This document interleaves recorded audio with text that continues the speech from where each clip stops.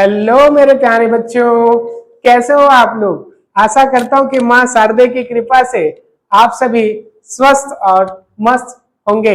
सो चलिए मेरे प्यारे बच्चों, आज की क्लास में हम स्टार्ट करने वाले हैं क्लास 10th की chapter number 9 metals and metallurgy को आगे प्रोसीड करवाएंगे और इस चैप्टर की पूरे कॉन्सेप्ट को बहुत ही अच्छे से स्टडी करने वाले हैं। बट आप लोगों की हेल्प की जरूरत है कि आप लोग अगर आपकी नॉलेज को इम्प्रूवमेंट करना चाहते हो तो पूरी वीडियो जरूर देखिएगा।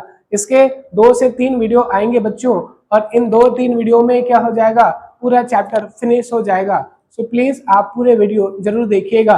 आज की क्लास में मैं आपको पार्ट 1 दिखाने जा रहा हूँ, जिसमें हम मेटल्स क्या होता है, मेटल्स की क्या क्या प्रॉपर्टीज होते हैं, और मेटल्स के बारे में और क्या होता है, मिनरल्स क्या होते हैं, इन सारी चीजों के बारे में डिस्कस करने वाले हैं। तो चलिए क्लास को without wasting of time start करते हैं। ओके मेरे प्यारे बच्चों, सो देखिएगा आज का जो चैप्टर है बेटा, वो है चैप्टर नंबर 9। कौन सा चैप्टर है? चैप्टर 9 है, और नाम क्या है? Metals and metallurgy. ओके, धातु एवं धातु कर्म, मेटल्स एंड मेटलर्जी। ओके, धातु एवं धातु कर्म।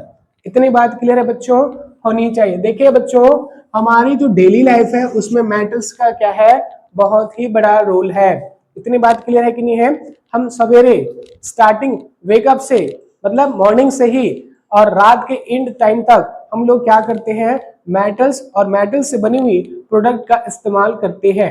इतनी बात क्लियर है कि नहीं बेटा?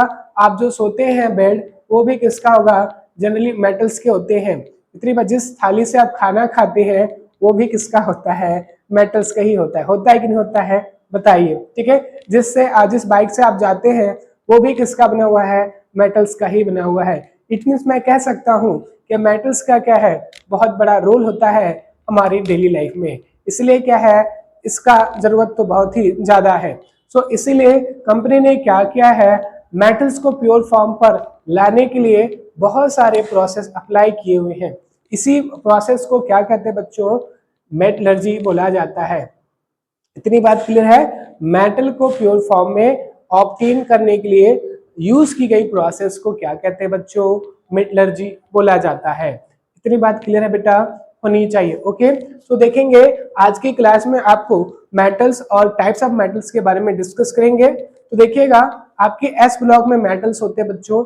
आप पीरियोडिक टेबल चेक करेंगे तो उसमें एस ब्लॉक होता है, जिसमें ग्रुप नंबर 1 एंड 2 होता है। उसमें जनरली किसको रखा गया है? मेटल्स को रखा गया है। एंड उसके बाद अगर आप ब्लॉक नंबर डी देखेंगे, डी ब्लॉक देखेंगे, तो उसमें भी क्या है मेरे प्यारे बच्चों, आपके मेटल्स ही इंक्लूडेड है।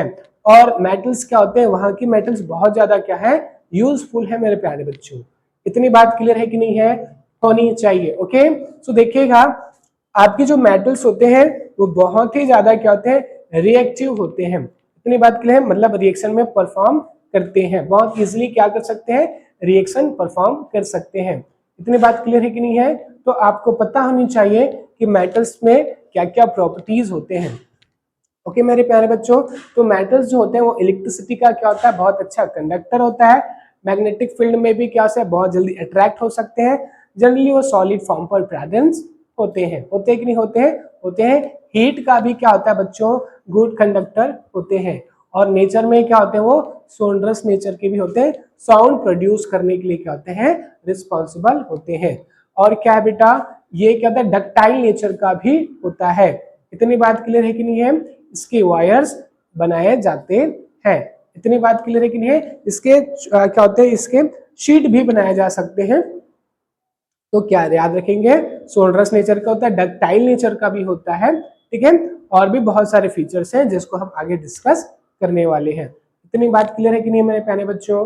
होनी चाहिए। ओके, तो ये सारी चीजें क्या था, एक मेटल्स का क्या था बेटा, प्रॉपर्टीज था। इतनी बात क्लियर है कि नहीं है? होनी चाहिए। जनरली कौन से स्टेट पर प्रेजेंस होता है मेटल जनरली सॉलिड स्टेट पर प्रेजेंट होते हैं। इतनी बात क्लियर है कि नहीं है? सो देखिएगा, मैं एक बार और बता दे रहा हूं कि मेटल्स क्या होते हैं बच्चों, रिएक्शन में बहुत जल्दी परफॉर्म करते हैं, मतलब मोस्ट रिएक्टिव भी हो सकते हैं।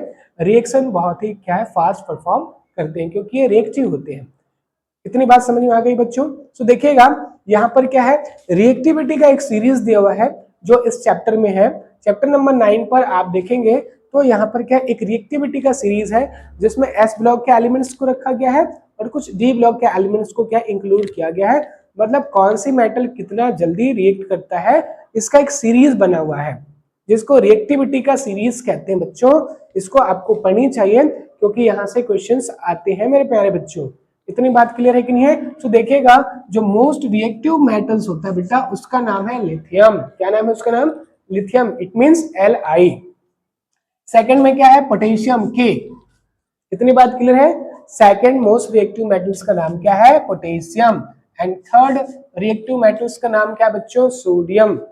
इतनी बात क्लियर है बेटा, होनी चाहिए। ओके, तो देखिएगा ये तीन है, लिथियम है, पोटेशियम है एंड आपका सोडियम है। ये मोस्ट रिएक्टिव मेटल्स होते हैं बच्चों। ये इतने ज्यादा रिएक्टिव होते हैं कि एयर की कांटेक्ट पे आने के बाद के साथ साथ क्या कर सकते हो, उसके साथ रिएक्शन परफॉर्म कर सकते हैं। इतनी बात क्लियर है बच्चों, होनी चाहिए। ओके, सो ये थ्री क्या है बेटा? मेटल्स है जो मोस्ट रिएक्टिव होते हैं। ये एयर के कॉन्टेक्ट पर आने पर भी क्या कर सकते हैं, इसलिए रिएक्ट कर जाते हैं। इसलिए इसको कैरोसिन की ऑयल्स पर क्या करते हैं, डीप आउट करके रखा जाता है। इतनी बात समझ में आ गई बेटा, आनी चाहिए। तो पूछ लिया जाता है बच्चों कि कौन कौन से ऐसे मेटल्स हैं जिसको कैरोसिन के क्या होते हैं, ऑयल में डीप आउट करके रखा जाता है। So answer will be lithium, potassium and sodium. इतनी बात क्लियर है बच्चों, होनी चाहिए। नाउ नेक्स्ट है, इसके बाद में रिएक्टिविटी का सीरीज आगे प्रोसीड किया गया है। क्लियर। उसके बाद कौन आता है? कैल्शियम, फिर मैग्नीशियम, फिर एल्यूमिनियम, फिर जिंक, और उसके बाद में बीच में और भी बहुत सारे मेटल्स को इंक्लूड किया गया है। फाइनली आपको पूछा जाता है बेटा मोस्ट रिएक्टिव कौन सा है और मोस्ट लेस रिएक्टिव कौन सा होता है। इतनी बात क्लियर है। तो नीचे में देख रहे होंगे बच्चों कि आपका क्या है, ये दिख रहा है आपको Ag दिया है, सिल्वर दिया है, Au मतलब गोल्ड होता है और Pt मतलब होता है प्लेटिनम। तीन ऐसे क्या है बेटा मेटल्स है जो सबसे लेस रिएक्टिव क्या होते हैं, मेटल्स होते हैं। इतनी बात क्लियर है बेटा, होनी चाहिए। पूछा जाता है लेस रिएक्टिव मेटल कौन कौन सा है और क्या कहते हैं मोस्ट रिएक्टिव मेटल कौन कौन सा है। तो आपको बताना है कि लेस रिएक्टिव मेटल में कौन कौन आएगा। तो याद रखेंगे silver, gold and platinum. Less reactive होने के कारण से इसकी डिमांड बहुत ज्यादा है और इसीलिए इसका इस्तेमाल ज्वेलरी बनाने के लिए किया जाता है। इतनी बात समझ में आ गई बच्चों, आनी चाहिए। लेस रिएक्टिव में आता है आपका silver, gold and platinum. Most reactive में आता है लिथियम, सोडियम एंड पोटेशियम। इतनी बात समझ में आ गया बच्चों, आनी चाहिए। अब उसके बाद है बच्चों कौन कौन से मेटल्स का क्या होता है। एक्चुअली में मेटल्स कहां पर होते हैं बच्चों? अर्थ क्रस्ट पर होते हैं, भूपर पट्टी के नीचे होता है, मिट्टी के अंदर पर प्रेजेंट होता है क्या, मेटल्स, जिसको किससे निकाला जाता है? मशीनों के हेल्प से क्या किया जाता है बच्चों? खोद कर निकाला जाता है। इतनी बात क्लियर हो। आपने देखा भी होगा आपके आसपास में बहुत सारे क्या होते हैं, क्या होते हैं, फैक्ट्रीज लगे होते हैं जिसमें से मेटल को क्या किया जाता है बच्चों? आइसोलेट किया जाता है, मिट्टी से बाहर निकाला जाता है। इतनी बात क्लियर है कि नहीं है। तो कोई भी मेटल क्या होता है रिएक्टिविटी के कारण से क्या होता है बच्चों, वो प्योर फॉर्म पर तो प्रेजेंट नहीं होता है, वो इम्प्योर फॉर्म पर प्रेजेंस होता है। उसमें धूल हो सकता है, मिट्टी हो सकता है, पत्थर हो सकता है, पॉलीथीन हो सकते हैं। तो ये सारी चीजें क्या होते हैं उसमें एडेड होता है। इतनी बात क्लियर है। मतलब मैं कह सकता हूं कि जो मेटल्स होते हैं वो जनरली प्योर फॉर्म पर नहीं होता है। तो कौन से फॉर्म पर होता है? इम्प्योर फॉर्म पर होता है। तो जब मिट्टी से आप लोग निकालते हैं तो उसको रॉ मटेरियल बोला जाता है। क्या बोला जाता है? उसको रॉ मटेरियल बोला जाता है। इतनी बात समझ में आ गई बात। अब उसको लोड करके ट्रैक्टर या ट्रॉली में लोड करके कहां तक लेके आया जाता है? फैक्ट्री तक लेकर आया जाता है। इतनी बात क्लियर है बच्चों, आया जाता है। और उसके बाद उसका क्या हो जाता है, उसका सेपरेशन किया जाता है, क्वालिटी चेकआउट किया जाता है कि कौन सा क्या होता है बेटा रॉ मटेरियल अच्छा है और कौन सा अच्छा नहीं है। इस तरह से क्या होता है उसकी कैटेगरी डिवाइड कर दी जाती है। अच्छी क्वालिटी के क्या मेटल्स को क्या गया सेपरेट आउट कर दिया जाता है और बैड क्वालिटी के क्या किया जाता है जिसमें मेटल्स के क्या होता है मेटल्स के अमाउंट या परसेंटेज कम होता है प्लस इम्प्योरिटी के परसेंटेज ज्यादा होता है, उसको सेपरेट आउट कर दिया जाता है। इस तरह से ठीक है रॉ मटेरियल को टू पार्ट में सेपरेट आउट कर दिया जाता है। ठीक है। एक में हाई परसेंटेज क्या होती है जिसमें मेटल्स इंक्लूडेड होते हैं, और एक में क्या होता है लो परसेंट पर क्या होता है मेटल इंक्लूड होता है। जिसमें लो परसेंट पर मेटल इंक्लूड होते हैं बच्चों, उसको मिनरल्स बोला जाता है, उसको खनिज बोला जाता है। उसको क्या बोला जाता है मेरे प्यारे बच्चों? खनिज। जिसमें परसेंट किसका कम होता है बच्चों? आपका, ठीक है, मेटल्स के परसेंट कम होते हैं, उसको बोल दिया जाता है खनिज। इतनी बात क्लियर है कि नहीं है? और जो गुड क्वालिटी के खनिज होते हैं उसको क्या बोला जाता है बेटा? ओर या अयस्क के नाम से जाना जाता है। इतनी बात क्लियर है कि नहीं है बेटा? होनी चाहिए। तो याद रखेंगे सीजी बोर्ड एग्जाम्स में क्या आता है बच्चों?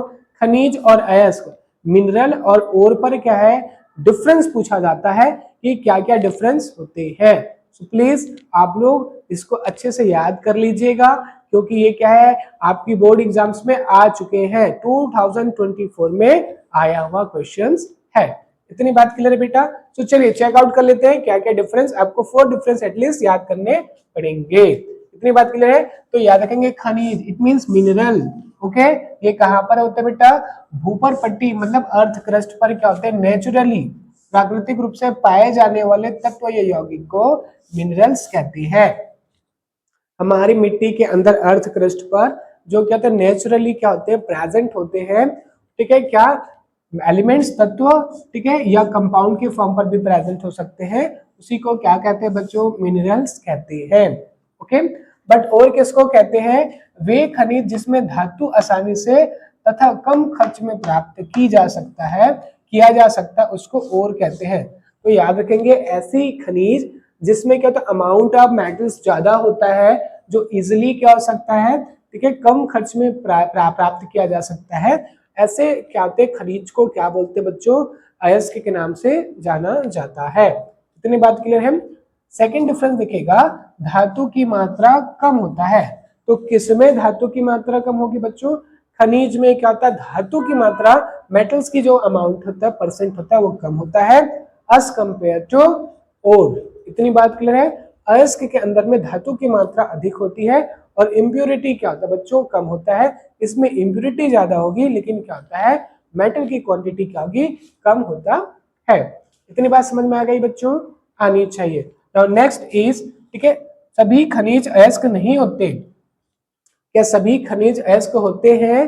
The right answer will be क्या होगा कि सभी खनिज अयस्क नहीं हो सकता। ओके, कौन सी खनिज अयस्क हो सकते हैं बच्चों? याद रखेंगे, ठीक है, जिसमें क्या होती है मेटल्स की क्वांटिटी अच्छी होगी वो अयस्क कहलाएगा, और जिसमें मेटल की क्वांटिटी अच्छी नहीं होगी वो खनिज ही होगा। तो मैं कह सकता हूं कि सभी खनिज अयस्क की क्वालिटी का नहीं होता। अगर किसी में कम परसेंट है तो उसको मैं अयस्क नहीं बोल सकता, उसको मैं किस में इंक्लूड रखूंगा? उसको खनिज ही बोलूंगा। इतनी बात क्लियर है? तो याद रखेंगे बट सभी अयस्क क्या होते हैं? खनिज होते हैं। इतनी बात क्लियर है? जितने भी अयस्क होते हैं गुड क्वालिटी के खनिज ही तो होते हैं वो। इतनी बात समझ में आ गया होगा? ओके, नाउ नेक्स्ट इज, सभी खनिजों में धातु का निष्कर्षण नहीं हो सकता। जितने भी खनिज होते हैं सब में क्या होता है? धातु का निष्कर्षण नहीं हो सकता है, सेकेंड स्टेप फॉलो नहीं होते हैं। बट सभी अयस्क को प्राप्त करने के लिए सभी अयस्कों में क्या होता है बच्चों? धातु का निष्कर्षण आवश्यक होता है। इतनी बात क्लियर है बेटा? होनी चाहिए। ओके, इन शॉर्ट में अगर मैं बोलूं तो याद रखेंगे कि गुड क्वालिटी की खनिज को और कहते हैं बच्चों? अयस्क कहते हैं, और जो बैड क्वालिटी का जो होता है उसको खनिज ही बोला जाता है। दोनों को क्या है? खुदाई से प्राप्त किया जाता है। इतनी बात क्लियर है कि नहीं बच्चों? होनी चाहिए। याद रखेंगे छत्तीसगढ़ में हेमेटाइट जो अयस्क होते हैं वो सबसे ज्यादा पाया जाता है। इतनी बात क्लियर है कि नहीं है? तो चलिए अब देख लेते हैं, ठीक है। याद रखेंगे अयस्क में क्या होता है? प्योर फॉर्म पर नहीं होता है। हम धातु को क्या करते हैं? मेटल्स को क्या करते हैं? इम्प्योरिटी से प्योरिटी की ओर लेके जाते हैं। इसी को क्या कहते हैं बच्चों? मेटलर्जी बोला जाता है। इतनी बात क्लियर है बच्चों? होनी चाहिए। देखिएगा मेरे प्यारे बच्चों, जो आपके अयस्क होते हैं इसके बहुत सारे टाइप्स होते हैं बच्चों। ओके, क्लियर है कि नहीं है? तो छत्तीसगढ़ में क्या होते हैं? जो बहुत सारे टाइप्स अवेलेबल है किसके? मेटल्स के। इतनी बात क्लियर है बच्चों? होनी चाहिए। देखिएगा सबसे पहला है अयस्क के जो टाइप्स होते हैं उसमें आता है ऑक्साइड ओर। कौन सा होता है बेटा? ऑक्साइड। मतलब मेटल के साथ में कौन प्रेजेंट है? ऑक्सीजन। तभी उसको क्या बोला जा रहा है, ऑक्साइड ओर बोला जा रहा है। एग्जाम्पल देखेंगे, हेमेटाइट, कौन सा बच्चों, हेमेटाइट। इतनी बात क्लियर है। हेमेटाइट का फॉर्मूला पूछ लिया जाता है मेरे प्यारे बच्चों, Fe2O3। क्या होता है बच्चों, Fe2O3। सेकंड होता है मैग्नेटाइट, मैग्नेटाइट का फॉर्मूला होता है Fe3O4। क्या होता है, Fe3O4। Okay, and last one is bauxite. Bauxite का फॉर्मूला क्या होता है बेटा, La2O3.2H2O। क्लियर है। ये एल्यूमिनियम का क्या है, ओर है, याद रखेंगे। हेमेटाइट किसका, आयरन का ओर है, और बक्साइट किसका है, एल्यूमिनियम का ओर है, Al2O3.2H2O। इतनी बात क्लियर है बेटा। आपको यहाँ से डायरेक्ट एमसीक्यूज पूछे जाएंगे, इसलिए आपको इसकी प्रिपरेशन अच्छे से कर लेनी चाहिए। इतनी बात क्लियर है बेटा, होनी चाहिए। नेक्स्ट इज कार्बोनेट के एस्क। क्या होता है बेटा, कार्बोनेट मतलब क्या होगा, मेटल के साथ में कौन होगा, मेटल के साथ में कौन होंगे बेटा, कार्बोनेट प्रेजेंस होंगे। इतनी बात समझ में आ गई होगी। तो देखेंगे सबसे पहला है डोलोमाइट। क्या होता है, डोलोमाइट। इसका फॉर्मूला क्या होता है, MgCO3.CaSO3 होता है। इतनी बात क्लियर है, डोलोमाइट।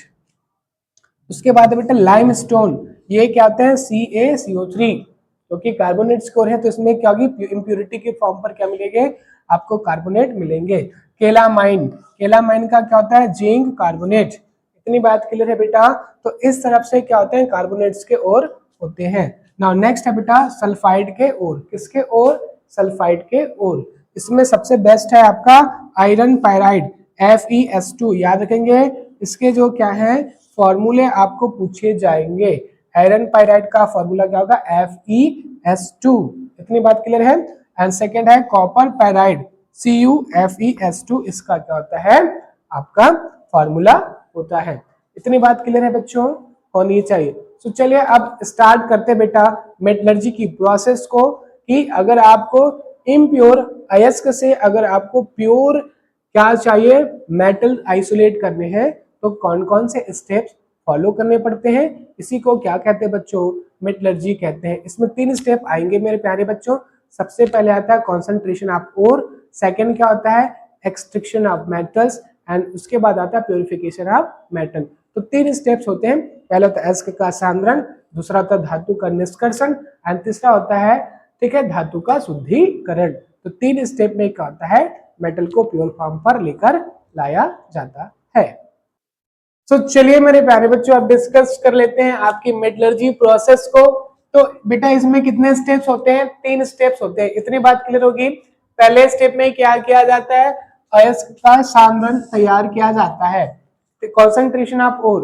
इतनी बात क्लियर, कॉन्सेंट्रेशन मतलब फर्स्ट स्टेप में क्या होता है, जितने भी फिजिकल इंप्योरिटी होते हैं लाइक पॉलीथीन, रैपर्स, ठीक है, आपका लीफ हो सकता है, तो जितने भी क्या होते हैं इम्प्योरिटी जो फिजिकली होते हैं उसको वॉश आउट किया जाता है, उसको हटाया जाता है।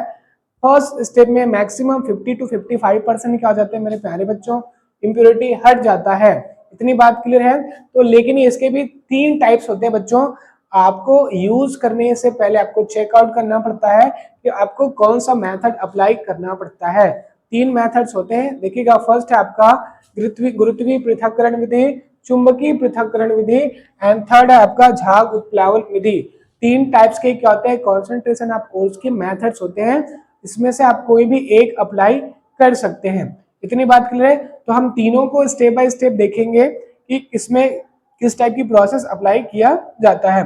फर्स्ट वन है बेटा आपका गुरुत्वीय पृथक्करण विधि। इतनी बात क्लियर है।